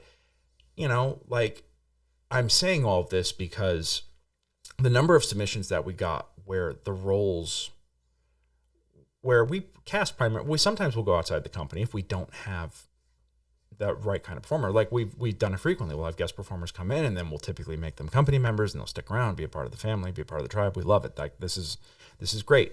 But if you're not familiar with the demographics of the company, like make sure that we have at least 60 to 70% of what your cast calls for in-house before submitting to us, And I mean, and that's, even that now feels a little dated as I say that, because there is this big push for ethnic diversity and inclusion and, branching out. And as a producer and, managing director of a company, we are taking the time to branch out and diversify. Because as I mentioned, theater is overwhelmingly white and female in general, and we want to be more inclusive and more welcoming and bring more folks in. And I think part of the way to do that is to be putting up works that attract those demographics. So as I said, maybe I'm now going against my own advice, but in general, it was always like, okay, we don't have two white guys in their 70s in the ensemble, but we got submitted a great script, but it was two white guys in their 70s. And I'm like, I'm not going to produce something if I don't have at least 50% company in it, So long way of saying, get to know the company that you're submitting to. What about the content itself? Just as far as like, are all the elements there? Do you find that, the playwrights that they just don't really have a grasp of some of the things that they should, inciting incidents, conflicts, oh my God, character. Yeah. And I find that this might come back to bite me in the ass real hard when I say this, but I'm going to say it. I find that the worst writers tend to be the most entitled. Expand on that. I think that the worst writers feel, or the writers with the least amount of like experience in like having stuff produced and having stuff and readings and stuff like that, they have very high opinion of their own work, and that's great. I think that's absolutely necessary. You have to believe in yourself in order to get your stuff out there. But I think some people have some rather unrealistic views of their work, and those are the ones who tend to give me the most attitude and pushback about like, well, you didn't write me back, and you didn't, and I look at them and I go, because the squeaky wheel gets the grease, of course. Sure. And typically when I look them up, they'll have had no productions, they'll have no readings, they're not affiliated with anybody, but they believe that their script's the greatest thing since sliced bread. And I'm like, cool, more power to you. Everybody's got to start somewhere. But, learn how to format a script in Playwright format, or in play format before sending me like your single-spaced 8-point font, 80-page, no punctuation, spelling errors everywhere, play. Right. Like there's, that stuff just like if I open up a file and there's bad formatting and spelling errors, sorry, I can't read this. Like I don't have time. Like if I have to spend time decoding it, that's time I could be spending looking at other scripts that I wouldn't have to decode to produce, there's, and for also for us in particular, we always worked mostly from within, and we have a great group of writers that we're always welcoming more writers. You can never have enough writers. We love to do 24-hour theater. So, you write a script in one night, it gets rehearsed the next day, it goes up the next night. Like we love that. That's one of our signatures. So we always need writers for that. And then we love doing stuff like Playtime and a lot of original works that go up at overnight, like over a series of weeks, like serialized plays and stuff like that. We love doing that. We love doing the Hollywood Fringe Festival, which is just like original works out the wazoo. I mean, you get everybody, like there will always be 2 productions of Danny and the Deep Blue Sea at the Fringe. It's just like, I feel like that is just like a staple. You know, Sure, people right. will do that because they want the opportunity to act. But the Fringe festivals and other small theater festivals are festivals for writers. This is where new voices get to really like scream for the first time, I think, you know, and be heard. And there was about 5 or 6 seasons in a row where we would find a show at the Fringe, we would fall in love with it, we would get the writer into the company, and then we would put whatever we saw at the Fringe that year or their next show on the next season. And they would get a main stage production, either of that show that we saw at Fringe, recast with our own actors, or whatever they were working on next, you know. And you know, as someone who taught myself how to produce and self-produce under the auspices of having a nonprofit production company that I was a co-founder of, I mean, like I put in the cheat codes here. Like, let's, you know, I taught myself within a machine of artists that were teaching themselves how to produce and how to put up theater and how to be a company. I think that it behooves writers, anybody who's aspiring to, you know, on the cusp of having a break, find a company and get involved with them. Find a group, find a tribe. Okay. Look around in your local area. I mean, in LA, we've got a spoil of riches here where we have over 300 small companies putting up stuff, and they're all, and so many of them are coming back now, and audiences are coming back. Like, we did a reduced Fringe festival last year in August. You know, normally it's in June. We did a reduced Fringe in August. We normally had 20 something shows at Studio Stage. We had 6, you know, but last year was also the first time we were live streaming, and we had audiences from around the world tuning in to see our stuff. Like that. That's tremendous. I think that live streaming is going to be the next big thing for the theater, but that's a whole separate conversation. But my point is, and I want to hear your question next, so hold on to it. But, Sure. But if you want to make it as a writer, get involved. Find a group and get involved with them. If you volunteer for them, you run their box office, you help them build their sets, you come to the meetings, you know, you invest in them, they will invest in you in return. You will get readings, you will get workshops. Eventually, if your work is good enough, and that's subjective, you know, good is subjective, you'll get a production. You know, eventually you will get there, or you will you will learn enough to be able to put it up yourself. And I think that every writer should put up their own stuff at least once, not direct it. Don't ever direct your own writing. That's my big blanket statement. Don't fucking direct your own writing, because you need fresh eyes. Because every time I've had another director come in and look at my script, they find things in there that I didn't even realize I'd put in. And that is a tremendous help, especially in development process, having a good, solid director. But produce your own stuff and be your own best advocate. But also work with a company and help them and have them help you. You know, if you're going to be self-producing, the best way to find actors, the best way to find directors, the best way to find a stage manager is being involved in another group, you know, and be active, be proactive. You know, this is the 21st century where everyone is expected to wear every hat. You know, I can't just be an actor anymore. I'm an actor, I'm a producer, I'm a writer. I'm writing my own web series right now as a vehicle for myself, so I can have something to say to casting directors and producers when they say, what else are you working on? Well, I'm writing a web series right now called Feeling Good, and it's about a guy trapped in a time loop. You know, he's trapped in his best day ever, and what happens when your best day ever becomes your worst nightmare? You know, like, this is, you know, it's like Groundhog Day, but twisted because there's aliens, and that's a whole other long story. But you're interested. I mean, that's the thing, is that it's like, you know, like, I'm writing that for myself. I'm going to be producing and shooting that over after Fringe. And then after that, I've got a heist web series that I'm writing that's going to be about crypto and NFTs, and what happens when somebody does a rug pull to the Russians. You don't do a rug pull to the Russians, because you will wind up with a bullet in the back of your head, you know, and that's going to be a, you know, crime noir thriller. That's going to be great because I can shoot most of it in my apartment because it all exists in cyberspace, you know? So, you know, that's, but I'm writing these as vehicles for myself, so I can be like, I'm self-producing and I'm creating acting opportunities for myself, as well as, you know, like, being able to write and flex that muscle. So, you know, but for playwrights, you have to create your own opportunities. You can't just submit,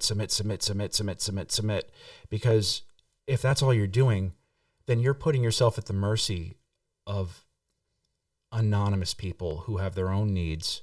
And, you know, if you don't comprehend what it is they're looking for, and you can't give them exactly what it is that they're looking for, they're not going to help you, you know. But if you're within a company, or you've got an association of artists that you're working with, a collaborative group that you're working with, you can help each other.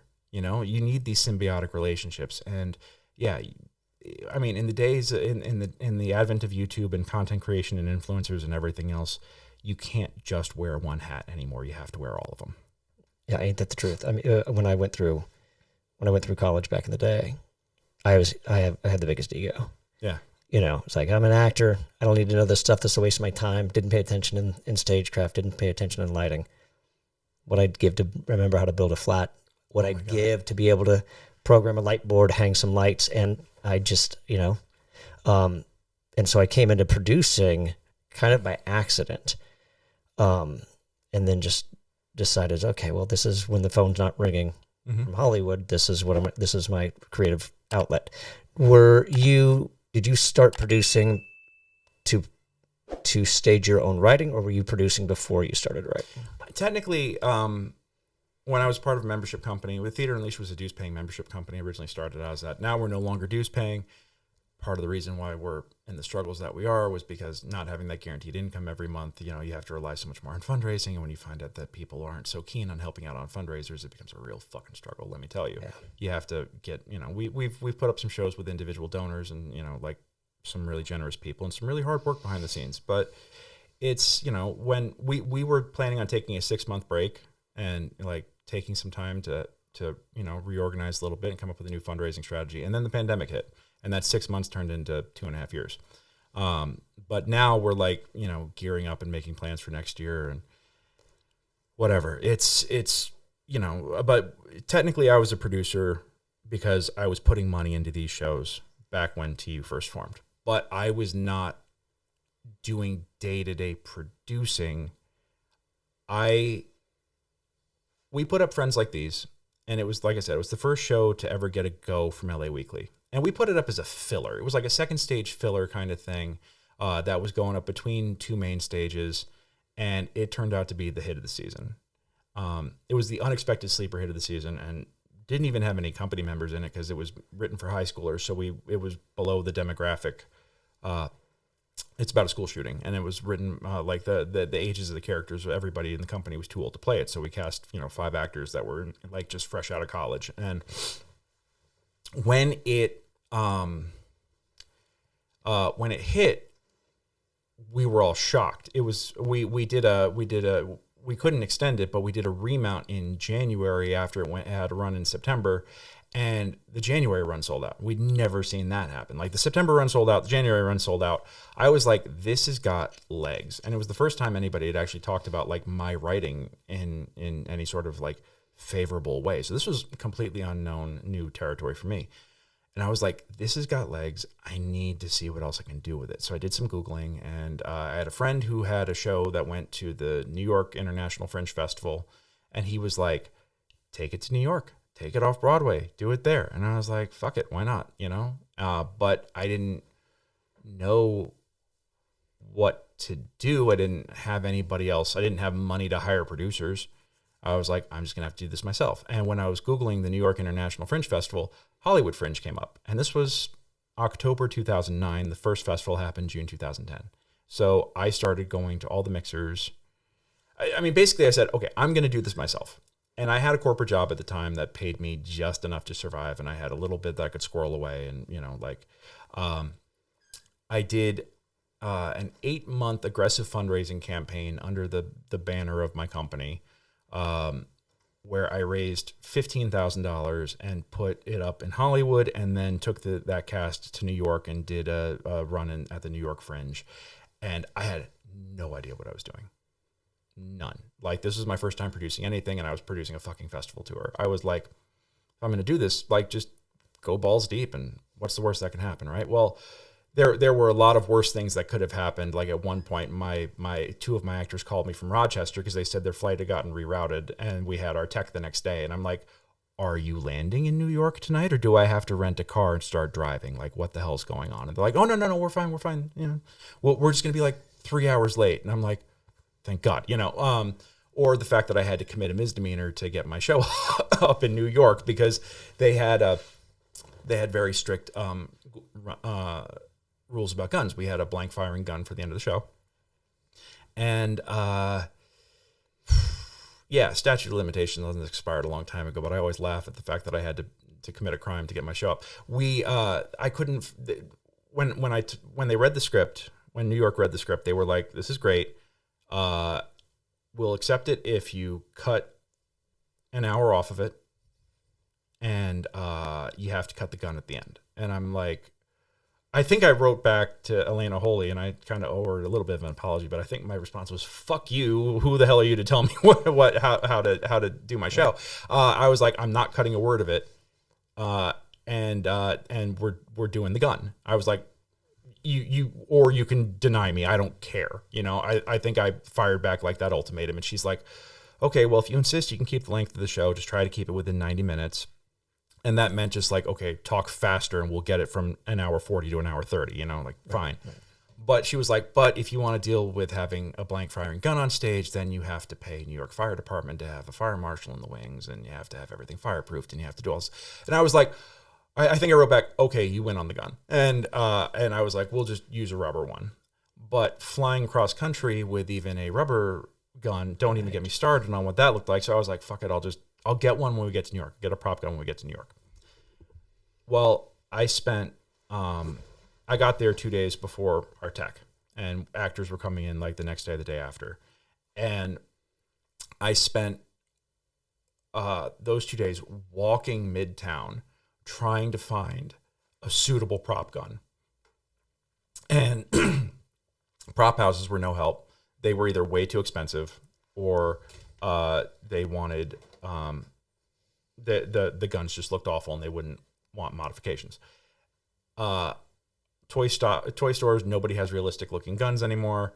And this was 2010, so this was still a long time ago. But nobody had, like, every Nerf gun, every water gun was like bulbous and weird shaped and not at all believable on stage. Starter pistols from Big Five. Couldn't find them. Couldn't find them there. I walked everywhere, man. Like, let me tell you, I went all over the place. Finally, I found a martial arts supply store in Chinatown, and they had basically it was a brick of rubber, but it was shaped like a 9mm pistol, and it was bright yellow. And I was like, okay, I'll work with this. And I did some Googling. Oh no, it was the guy behind the counter was like, what do you need this for? And he's like, are you doing martial arts training? I was like, no, I need this for a prop for a film shoot. He's like, okay, well, here's what you do. You take this, and if you hit it with spray paint, it's going to melt. So don't use spray paint. You got to go over to Home Depot. You got to get this stuff called Plastidip. And it comes in all different colors. You can get it in black. Spray it down with black Plastidip. Do about 2 coats of that, and you'll be fine. So I pick up this gun, go to Home Depot. I get the Plastidip. I'm riding back to Greenpoint, to our 5th floor walk-up Airbnb that I'm sharing with my director and my stage manager. And I'm on the G train, and I look up, and literally on the subway, there's a sign that says, it is illegal in the state of New York to paint a fake gun to look like a real gun, or a real gun to look like a fake gun. And I was like, are you fucking kidding me? So I took a picture. I don't have the picture anymore. I think I lost it on whatever phone that was when it got wet, but I had to laugh, because then we had a big dinner with the cast that night and everything, and we were all hanging out, and I was like, okay, I got to go downstairs and commit a felony. And they're all like, what are you talking about? And I was like, just don't worry about it. But I went down, and my stage manager came with me, and she watched as I painted the gun. And I was like, I'm going to be the one to do this, because if anybody's going to go to jail, I'm the expendable one. Like, if we wind up taking a fall for this, but this just stays in the bag, comes out for the final scene, goes back in the bag as soon as the scene's over, and then we get the hell out of there. Nobody asks any questions. Nobody says boo, whatever. But I had to laugh, because it was like, I was like, this is unreal. Like, here I am doing this, and there's a big sign over my head that says, this is illegal, what you're doing. And I'm like, fuck it, I'm doing it anyway. So that was a choice that I had to make as a producer. Like, do I have this big yellow block of rubber on stage, or do I make this look good and I do what's best for the production? So I did what was best for the production. And I had to laugh because somebody interviewed me a couple of years later about producing, and I told this story, and she's like, "Oh yeah, like." She kind of laughed this off before I told the story, and she was like, "Well, of course, if you admit to any sort of crimes or anything like that, this will be included in like, I can't edit these tapes or anything, so like whatever you say is going to be in the record and and public knowledge." And I'm like, "That's fine." And then I wound up telling that story, and she's like, "Wow, I'm glad I gave you that disclaimer." And I was like, "Yeah, I didn't think about that when you mentioned it." It was like, "Oops," but I basically I set a goal of doing this tour. I made a plan. I made a budget. And I made a budget just by Googling everything and trying to get a rough idea of how much it was all going to cost. And I put it on a spreadsheet. And then I came up with a bunch of fundraisers, a bunch of little ones, because big ones were really tough for me to coordinate on my own. I did different things every couple of months. Karaoke nights and raffles and all kinds of other stuff, and just like tried to diversify the income. My father-in-law, who I was engaged at the time, so my future father-in-law made a very generous private donation to help fund the production. I remember thinking that the entire time that I was just flying by the seat of my pants, and that I didn't know what I was doing, but God damn it, I was going to do it.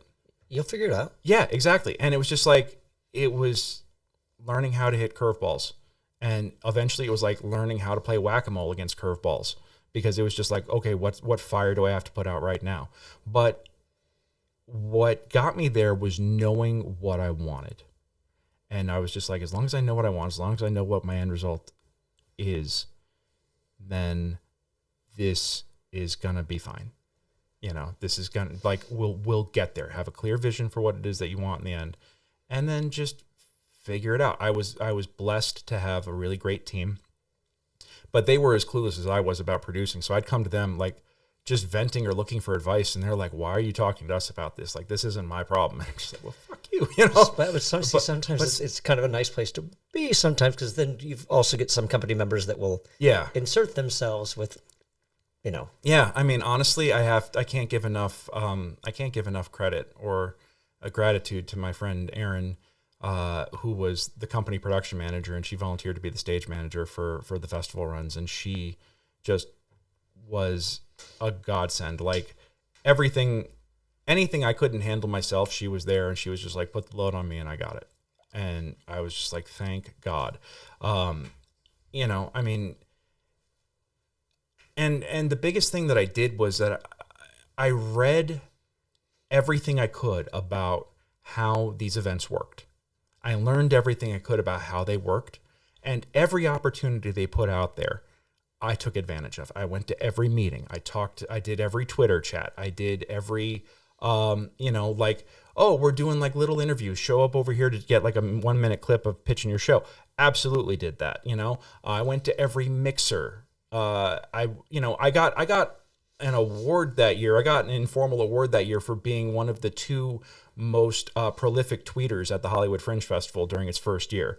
They gave me a free T-shirt, and they gave me an acknowledgement during the award ceremony for being like, like the Twitter guy that year. Nice. Yeah. So I thought that was awesome. And they were like, here, buy a paid ad. Absolutely, I'll buy a paid ad. And I'll figure out how to pay for it later. But here's $500 for a half-page ad, and I don't care if my interest rate on my credit card's insane. I'll pay it off later, And it was when the opportunities came, I said yes. And what I found was that I got to have a very robust, well-rounded experience with everything, and as a result, just taking the time to read all of the knowledge and everything that they put out there. I had a very good understanding going in, even though I'd never done this before. I had a very good understanding going in of how everything was going to work and what the expectations were. And because of that, I was able to tailor our production to fit really well. And we had a great experience as a result. I think that a lot of people, and I mean, I'm guilty of this too, as I say this, a lot of people don't always do the research. They don't always read the manual. Right. and just think, I'll figure it out as I go along. Read the fucking manual. I mean, they put it out there for a reason, and usually every question that you're ever going to have is answered right there. And I say that as a producer who has been in these situations where it's like I'm asking a question, they just point to the page where it's like, yeah, this is where we put it up. But also as a person who is, dealt with people coming into my venues, reading and not reading my contracts or any of the other things. It's like most of what you need to know is already going to be presented to you, and if you just read it in advance, take the time. If this experience really matters to you, take the time, make the time, do your research, read it up on everything, and you will go in so much more prepared. And you'll also, like in the cases of submissions and stuff like that, you'll know what it is they're looking for, and you could spot trends. Like I'm not going to lie, part of the reason why I wrote Still Waiting for Lefty was because I noticed that I write a lot of geek theater. Companies aren't looking for geek theater. A lot of companies are looking for world premieres, and I think that's a fetish that really needs to die. Sure. Because it's impossible to get a second production unless you're funding it yourself. I had to produce Friends Like These 8 times before it got published, but I produced it on my own dime. I cleaned out my own savings account multiple times just to be able to put this show up because I believed in it. Same thing with Super Sidekick, and these are these are shows that have had a lot of success since then, but I had to invest in them up front, but a lot of companies are looking for world premieres. And fringe runs, unfortunately, count as premieres in a lot of their eyes. If it's for a paid audience, then, that's your premiere. So sure. Screw you. We don't want your show anymore. But they were looking for a lot of like diverse, socially conscious, LGBTQIA, BIPOC, all the acronyms, all the buzzwords. So I wrote Still Waiting with that in mind. And then I premiered at a fringe where it won a bunch of awards, and now nobody wants to do it because it's already had its premiere, But if companies could get the fuck over themselves and realize that there are shows with merit, that it's not just having a world premiere is the most important part. Sometimes there's a show with merit that deserves life beyond that. Then it could, world premiere is too big for its own good at this point. Well, I think what it is, there's an ego behind it because they want. We're the ones that discovered this. Exactly. We want our name in the book. Sure. And you know what? I mean, I get that. I have a real thrill about that. But in my place, I typically for Friends Like These, I got the first 2 casts, the 2010 cast and the 2014 cast in the acting edition, because those were the 2 that were key to its development. And in the thank yous, I kept a very detailed list of everybody that ever worked on the show or helped on the show or donated to the show. And my special thanks was like 3 pages long because it was like, but if you're doing it right, you don't forget the people that got you there. This is not, no person in his island. You are not a monolith. If you're going to make this happen, you have to be the driving force, but you absolutely cannot do it alone. Right. So thank you needs to be one of the biggest and most used parts of your vocabulary. Yeah. Do you think, I know you do think, so considering how videotapes of shows are, how do you think that streaming a show is going to be successful? Because it just doesn't work on television. Maybe it's on a small screen on a phone or something like that, but I just don't see, when you said you'd think that that's a good way that theater is going to go, I just don't see it. Well, okay, one static angle from the back of the house sucks ass with bad audio. Yeah, exactly. No, screw that. The studio stage, we have a 3-camera setup, and we have really good sound. Good. Okay. Yeah. So, right. At the very least, we set it up and we've got these Mevo cameras. Mevos are fantastic. They're low cost. This is not sponsored by them at all in any way, by the way. They are not paying me for anything. I'm just going to firmly endorse their product because I like their stuff. I can control 3 cameras from my phone. I can zoom in, I can zoom out, I can pan, I can do everything. I can have all kinds of controls on my phone. We have an iPad at the theater that's dedicated to running them, so none of our phones get tied up. But if in a pinch, I could run a 3-camera shoot and control all the audio from my phone. And I have hanging omnidirectional mics, or I have omnidirectional mics hanging from my grid that pick up everything on stage. And it sounds great. It's got a little bit of an echo, but it sounds really great. And what I've found is that people will put up with so-so video. People will not put up with bad audio on streaming. So if you can invest in anything, invest in good mics and good audio. and people will stick around because people will, in streaming, sometimes people will listen more than watch. So that's my advice there. I mean, people are listening to this as a podcast, I listen to, Critical Role a lot. I mean, I'm a professional dungeon master as one of my side hustles. And, of course, I know, like, I spend most of my time listening to Critical Role as opposed to watching it.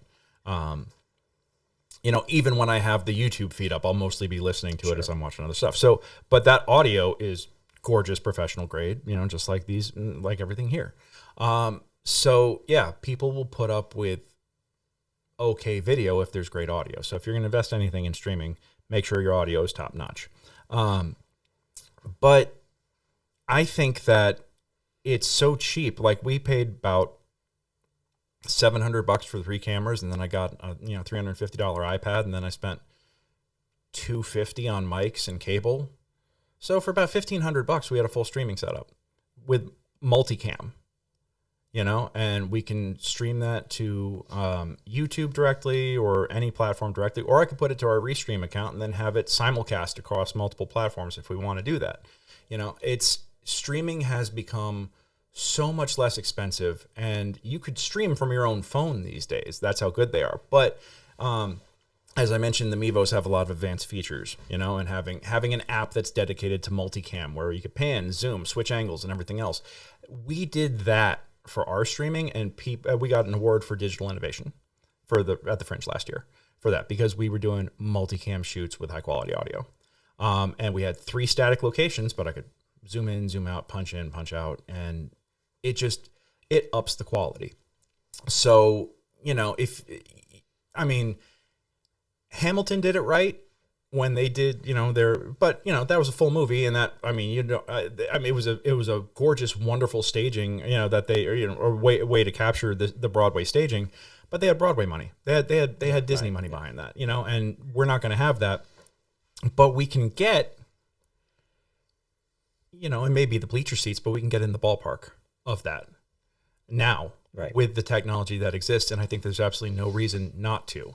Now, what sucks and is boring is bad audio and cameras not calibrated for stage lights and a single static angle where you can't see what's on stage and you can't hear what's happening. That's terrible archive video, the kind of archive videos that SDC doesn't want you taking and Actors Equity doesn't want you.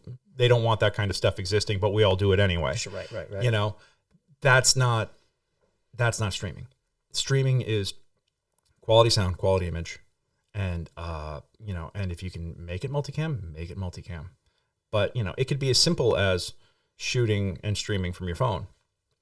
But I think that if you're going to charge for it, and I think that if we're going to make this a part of theater going forward, is that it needs to be much more like a 3-camera shoot, like sitcoms.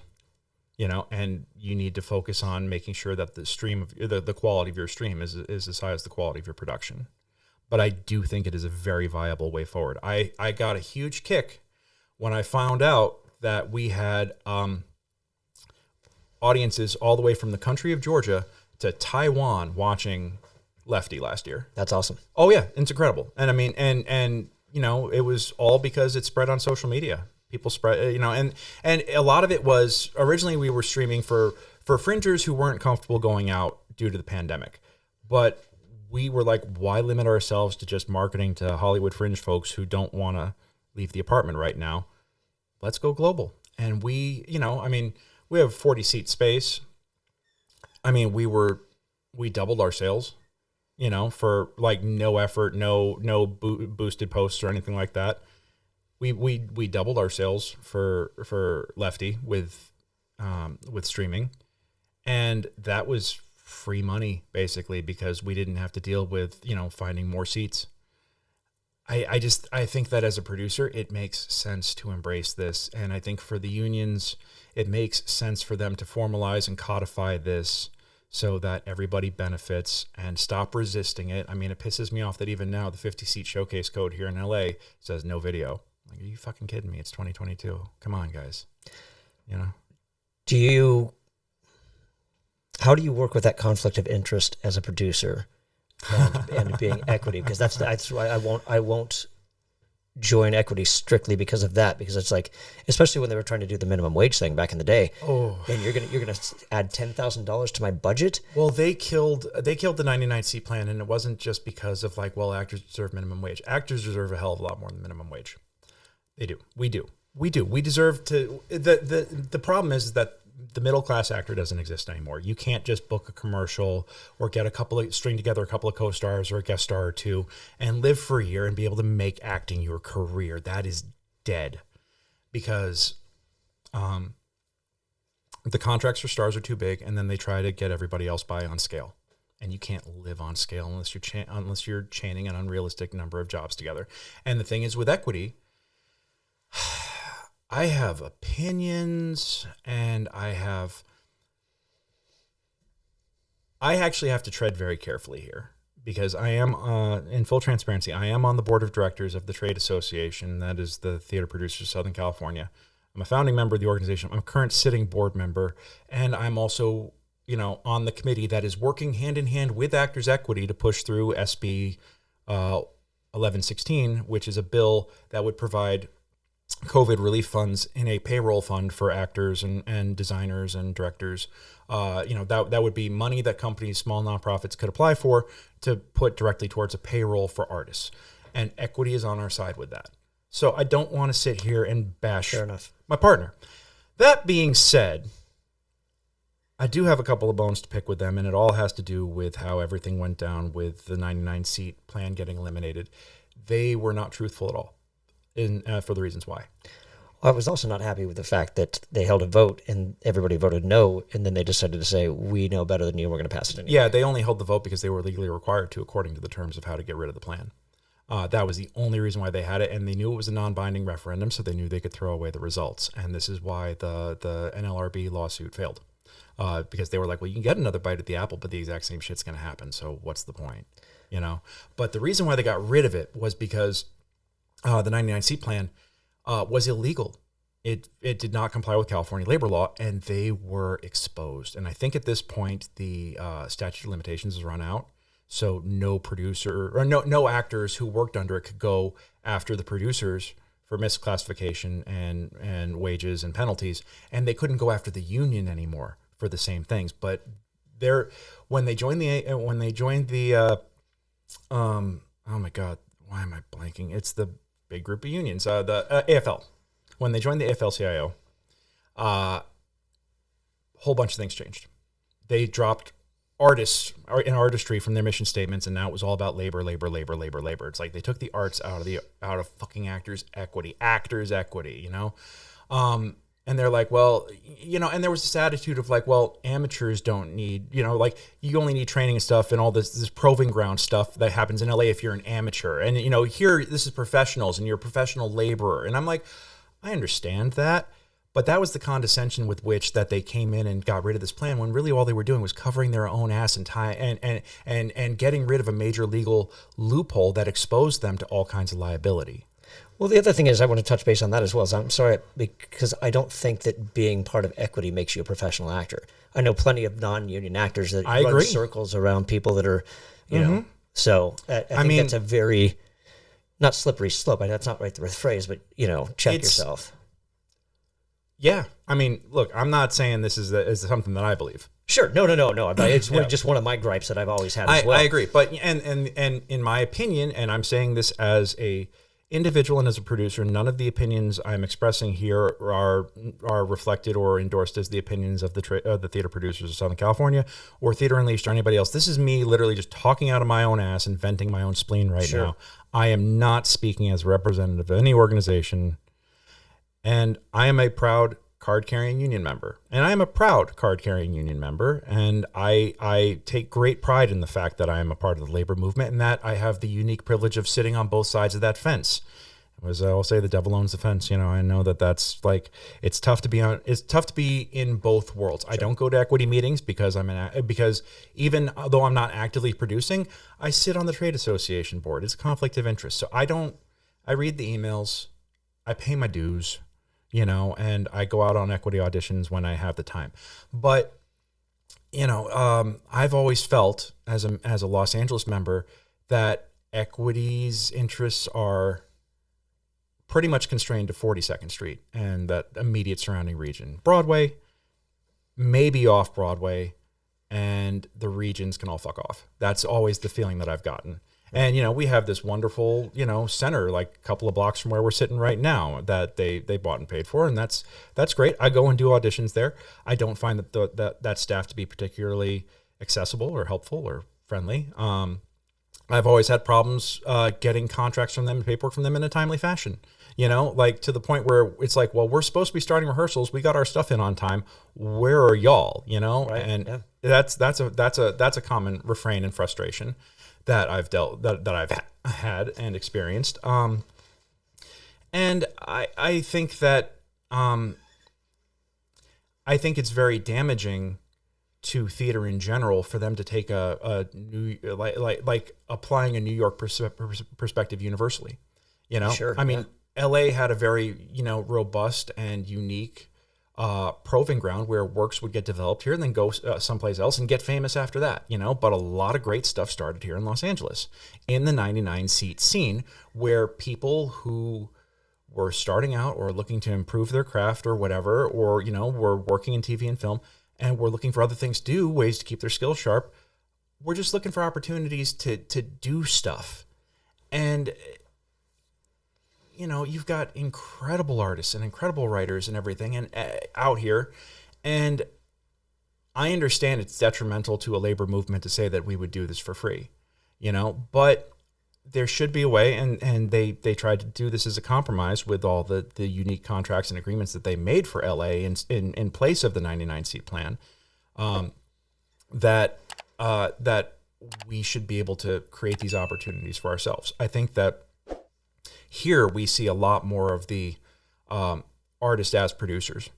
I mean, I'm sure they've got that in New York, but I feel like we get a lot more of that here, a lot more of that self-driven stuff, because in New York, you're kind of beaten into that traditional producer, actor, management, labor model that exists. And, they come out here with those round holes and our square pegs just aren't going to fit in them, Sure. Because what do you do when, I remember the first time I'm a proud member of SAG-AFTRA, but first time I produced a short film for myself that I was acting in, they were like, I went into an orientation meeting and I asked them, I was like, do I have to have a SAG agreement if I'm the only SAG actor and I'm also the producer? And they said, yes, you have to have an agreement with us to protect you from yourself. And I'm like, are you fucking kidding me?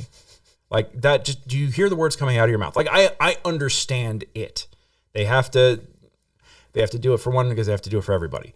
But it is patently ridiculous on his face when you first look at it. Right. Like it's like, wow, I'm going to just overcomplicate this. It's a lot easier for me just to do the wrong thing here. And I haven't done that. Like I file the paperwork even if I'm the only SAG actor, but it is a giant pain in the ass, and it's just like, the advantages of having a union card is when you're working in somebody else's house and in somebody else's environment and you don't know how they work. That's when you want the protections and that's when you need the protections. But when you're trying to protect yourself, when you're only protecting yourself from yourself, it is like, why am I involving anybody else in this process here? But then again, with theater being a collaborative art, it's not just about me protecting myself. It's about my ensemble being protected from, my company. And and it's also like, well, the ensemble is the company and the company is the ensemble and the cast is, it's all one thing. It's very, I just find that the New York models don't translate very well to LA. Sure. And them trying to force that does not help anything. And I just feel that there's a stubborn refusal to acknowledge the differences, and that they've made these compromises with the 50-seat agreement and with the self-producing code and all these other things. And then they have the minimum wage agreement. And I think what pissed me off more than anything else was I understand that now looking back, I understand why they couldn't be forthright as to why they were doing things, but I think the way they handled it was all wrong. Sure. Because all they did was burn the fields and salt the earth here and create nothing but tons of resentment. And it's to the point now where, and they kept saying, well, from the ashes of all these, 99-seat companies that we're going to get rid of, all these mid-sized producers are going to step up. And I'm like, Mary, what are you smoking? All right. like, who the hell is going to want to step up if this is what they're stepping up into? Like, you are making it hostile for us to grow. You know, why do I want to get, if this is how you treat me when I'm a member, why the fuck would I want to sit across from you at the negotiating table? Like, Right. if you treat me like shit now and I'm paying your fucking salary, sorry, I have a lot of unresolved anger about this. You know, because I was in those meetings and Sure. I got shouted at and shouted down, and you know, I was a part of the shouting, and I could not march on equity when actors marched on equity because I was seen as a producer. But I can't help but say that I watched it from not too far away with some glee. You know, I just the fact that those of us who dared speak up were treated with the, well, you know, you're not a professional and you should just leave the union. You know, that, like, that's not a solution. That's not professional either. That's not professional either, you know? And I mean, if nothing else, I'm the one who has cleaned out my own bank account multiple times to keep my company going, right, when other people haven't, you know, because I was a co-founder of this. This was something that I birthed and brought into the world, and I wasn't going to see it die on my watch, goddammit, Sure. you know? And you know, I was throwing money at this thing when nobody else could. I'm still like the driving force behind it and trying to make things happen right now, as is my wife. And it's just with AB5, between the pandemic and AB5, everything is incredibly hard. And I'm very glad now to have Equity as a partner in getting SB 1116 through. I think that they're absolutely crucial, and I sincerely appreciate their support. So all of my... Just real quick, before people, for the people who don't know, what are both of those, AB5 and SB 116? Okay, so AB5 was put through, became law. It was originally targeting Uber and Lyft and the gig economy and trying to turn misclassified contractors into employees. Everybody and their brother got a fucking carve out on this thing, okay, and said, not my industry. Anybody that worked with contracts was like, oh, no, not my industry. This isn't us. You know, we're not misclassifying people. But it changed the test that qualifies whether you're a contractor or an employee, and changed how that was all recognized. And everybody, including Uber and Lyft and Postmates and all these gig economy guys, got carve-outs. Small theaters didn't get a carve-out because Actors Equity fought, and the labor movement fought to keep, you know, living wages in small theaters, when it's like, well, we don't have the money. We don't have the support. We are historically underfunded for this. You know, we don't, like, they're like, well, just get more donors, get more. Oh, wow. If it was that fucking easy, I would have done that a long time ago, man. Yeah. Like, come on. You know, like, it's her arrogance when she passed this law, yeah. it was astounding. Oh, yeah. And the fact that she, so many people have managed to fail up, and she's one of them. Mm-hmm. Yeah, I agree. And I'm, oh my God, why am I blanking on her name? I'm sorry. It's so many. It was Senator who passed it. She almost shot down SB 805 last year. She tried to, when it was in committee, and we got it through anyway, but then it died on Newsom's desk. So now we're back with SB 1116, and this time we're doing it with Equity as a partner, which is great. But what kills me is that everybody and the brother got a carve out from AB5, except for small theaters who don't have the money to comply. Right. But now we have to have either you're a volunteer or you're an employee, and you're getting at least minimum wage. And the thing is that for every $15 you make, it costs us $22 to pay that. You know, like, that's between unemployment, between workers' comp, between the payroll company and everything else. It costs. Take your paycheck and add a third to it, and that's or another half to it, and that's what it costs to pay people. And when we're working on stipends, you know, $25 a show or whatever, it's like a lot of producers at Theater Unleashed, we were dues paying members. We were paying to act, but everybody paid to act. I, the managing director and co-founder of the company, paid my dues every month. You know, nobody was getting paid out. Like, it got to the point where we gave stipends a little while to stage managers because they were doing like the thankless work. Right. You know, but I was the producer. I was typically either an actor or a director. I was also the lighting designer. I was also managing the box office and doing the website and everything else. Like, I had 10 different jobs. All of them would have been payable living wage in their own right individually, and I was doing them all for free.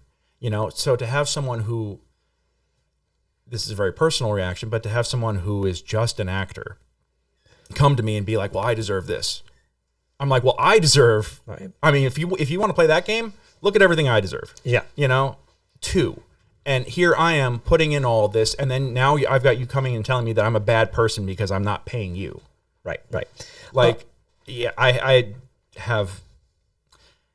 think the thing is that every actor should produce once because they need to see what it's like on the other side. I became a much better actor after I produced. I think every actor needs to direct once because they'll become a better actor for it. I think every actor needs to run a casting session once because they will see everything from the other side and they will understand what it is that they need to bring into the room. And the same thing for writers. That's what my next question was. Would you agree with everything you just said as far as actors should do, that playwrights should do the same thing? Hell yes, absolutely. Okay, and then on that note, before we wrap things up, best piece of advice you've ever been given, or best piece of advice you could give to somebody as far as playwriting goes?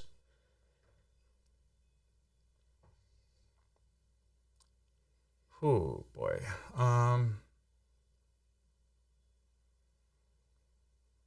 Oh, this always seems to be like an on-the-spot question that people... Yeah, you know, and the funny thing is I'm drawing a blank. It's pretty terrible. I think the best, in terms of advice that I've been given, I've been told lots of different things. What stuck out for you that actually, like, you took and you applied and you're like, okay, now I get it, that clicks? Or get feedback.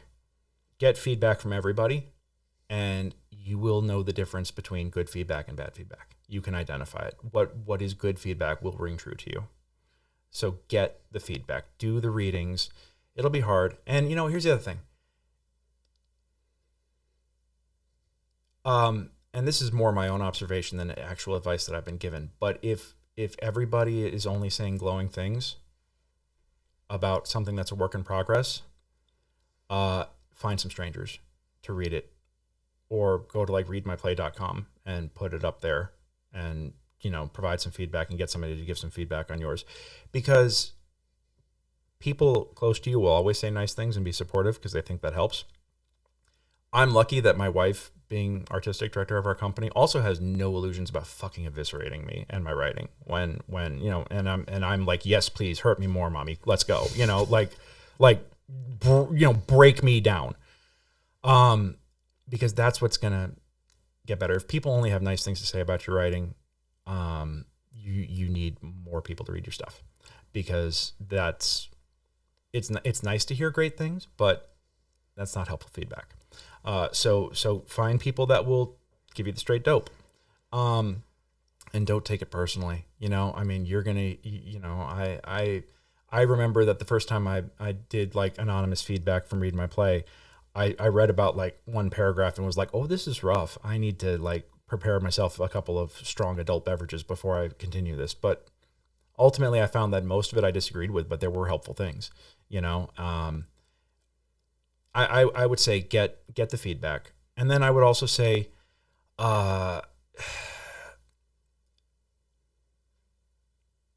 you can't expect anyone else to champion you if you're not going to do it for yourself first. Don't be ashamed. Be your own ambassador. Be your own cheerleader. Be your own trumpet, you know? And if no one else is putting up your work, but you believe in your work, fucking put it up yourself, you know? And keep doing it. And if you have a goal, you can make it happen. I had zero playwriting experience when I started writing. But once I started writing, I learned to love it.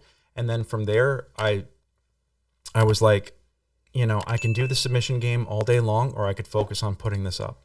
And I focused on putting this stuff up myself, and, you know, used the wonderful network of artists that I had met through forming my own company. But you can join an existing company and build that network for yourself.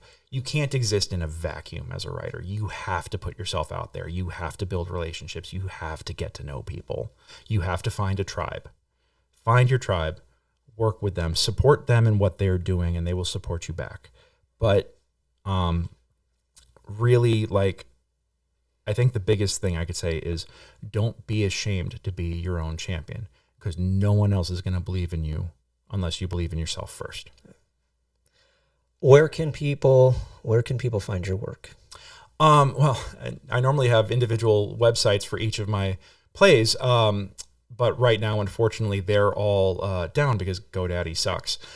So I'm in the middle of moving everything over to a better hosting company, and that's an incredibly time-consuming process. But if you want to read my stuff, well, you follow me at gregorycrafts.com, and I am at Gregory Crafts on pretty much every major platform, so please follow me there.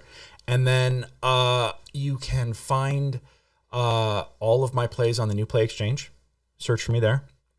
And if you can't download a script for whatever reason, drop me an email and I'll send it to you. You know, right now I'm gunning for another production of, it's been 76 years and we're still waiting for Lefty. There's an Easter egg in that title, by the way, that somebody figured out and made me very proud. But take a look at the play and see if you could figure out what the egg is. And I'm also proud to say that I have 2 brand new 1-minute plays premiering as a part of 25 Plays Per Hour at the Hollywood Fringe Festival coming up, produced by Theater Unleashed. So I've got a play called Return of the Tweet Poet, and then I've got another one called 6-Word Story. They're both about a minute long each, and they will both be a part of the 25 play lineup at the Hollywood Fringe this year, which will also be live streamed from Studio Stage. So yeah, take a look at all that. And I hope if you enjoyed this, I hope to connect with you on the interwebs. Nice. Yeah. Is your website or is your email address on your website? Yes. Yeah, there's a contact form on there, but my email is also gregory@gregorycrafts.com. Wonderful. Yeah. Well, Gregory, thank you for coming into the Let's try that again. Thanks for coming into the Playwright Spotlight. My pleasure, James. Thank you so much for having me. My pleasure. Thanks for watching. If you enjoyed this video, please like and subscribe. If you have a playwright in your life who you think would enjoy these videos, please share it with them. If you have a comment, question, or suggestion, or request for a playwright you'd like to see in future episodes, please leave a comment down below. And be sure to tune in every other Tuesday for new episodes, or check out some of our older episodes for more playwriting tips. And until then, and in the meantime, keep writing.